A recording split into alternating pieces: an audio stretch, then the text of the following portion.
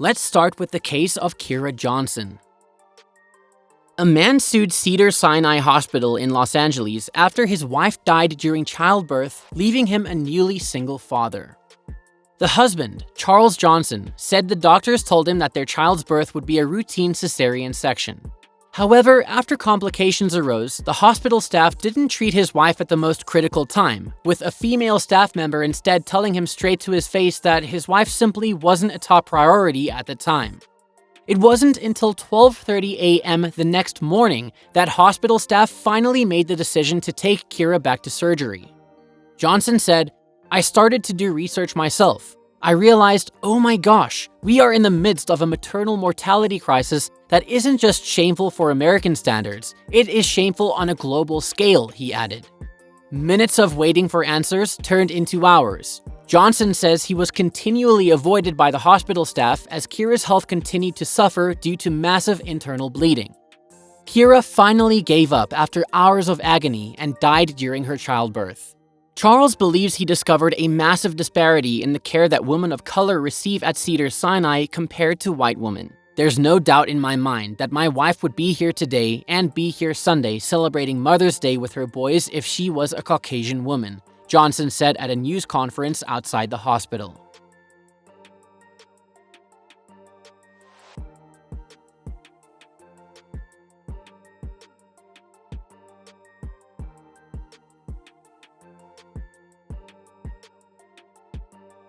Brittany Murphy. On December 20th, 2009, Brittany Murphy collapsed on her bathroom floor. A few hours later, she was declared dead at Cedars-Sinai Medical Center in Los Angeles. The clueless and Sin City actress was only 32 when her untimely death stunned the entire world.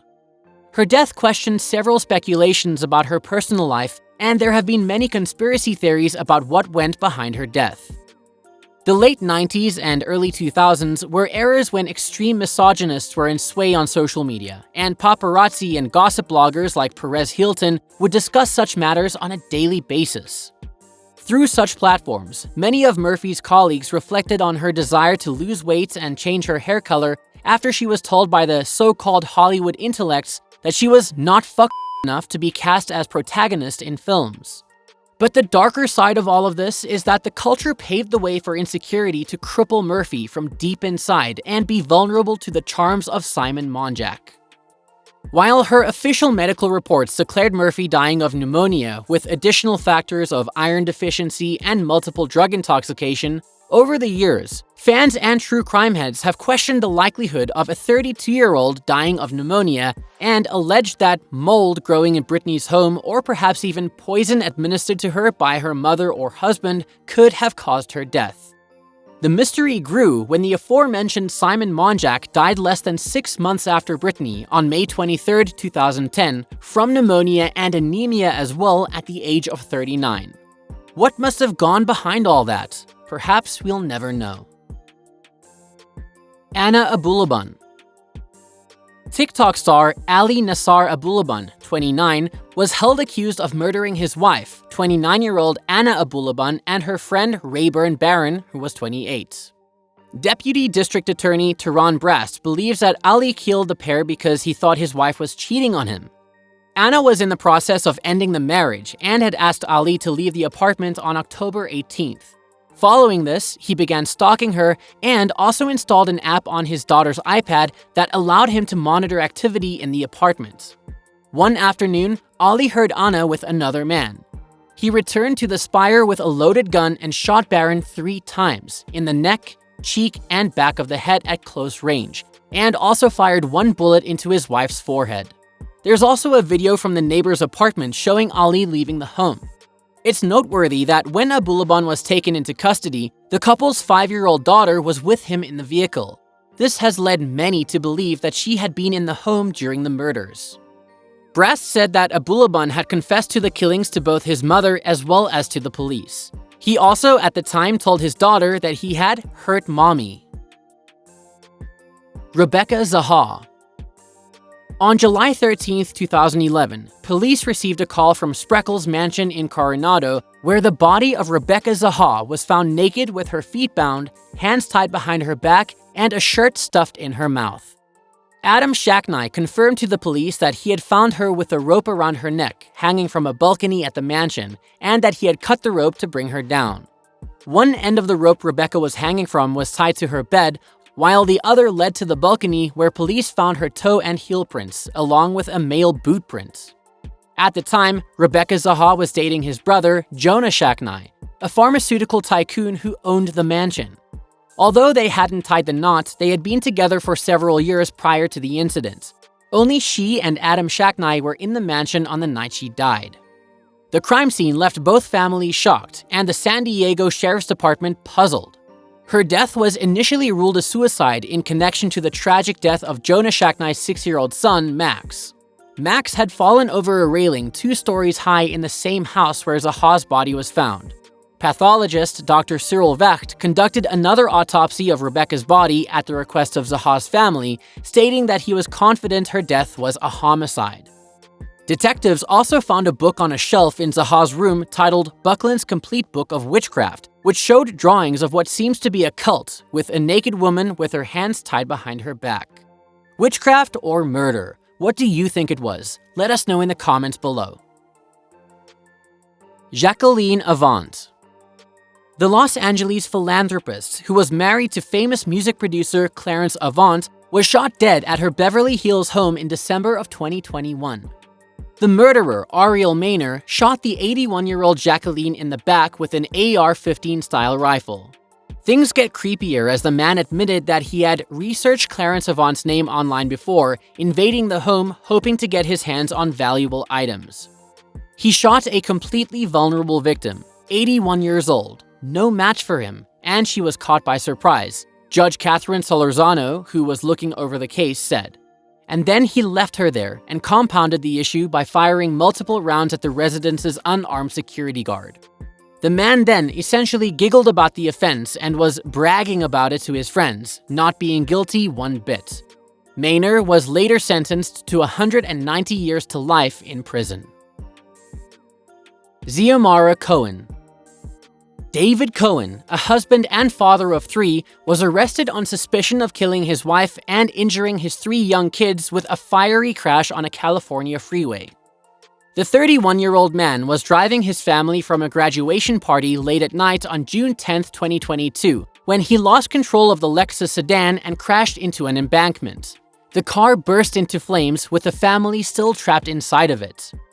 While 2 Los Angeles police officers, who were driving past the spot of the accident, managed to save 2 of the children from the flaming SUV, they say they regret being unable to save the children's mother, Xiomara Cohen. There's guilt and remorse. It's hard to swallow sometimes, Officer Cody McCarthy said. Officer Nick Chasen, who was along with McCarthy at the time of the incident, called it a matter of seconds before the car's collision ruptured the SUV's fuel line, which ultimately caused the fire. David Cohen and his 9-year-old daughter managed to escape the flames, but Xiomara's 2 children, aged 4 and 4 months, were still trapped inside. We had to prioritize who was most important, who was most at risk, Chasen said, and we knew that the kids had to come out first. As they tried to pull the 2 children out, more and more heat, more and more smoke drove them back. Chasen also stated, "I could feel my shoes melting. I could feel my shoes sticking to the pavement, due to the extreme heat coming from the blaze." Xiomara died at the crash scene. David was later arrested on a DUI charge, and the kids were given to family members after the 4 of them received some treatment at the hospital. The case is still ongoing. Paige Hilkin. On July 31st, 2021, Paige Hilkin, 28, took her own life while undergoing treatment at a mental health clinic in Arizona. Her death came just 4 months after giving birth to her 5th child with husband Christopher Hilkin, a young adult minister for North Coast Church in Vista, California. In the weeks leading up to her death, she uploaded several videos and textual posts on Instagram about her struggle to get healthy. On the 8th of April, she posted a photo of herself in the hospital and wrote that after the birth of her daughter, Finley, in March that year, she was diagnosed with a blood clot in her right lung. A few weeks later, she yet again posted another video describing her battle with depression and the way she was trying to cope with all of these issues, namely faith, homeopathic and nutritional supplements, probiotics, and books. Just 3 weeks prior to her death, she uploaded a follow-up Instagram video saying her anxiety had turned into severe insomnia and that her brain was stuck in a state of PTSD and I was afraid of everything.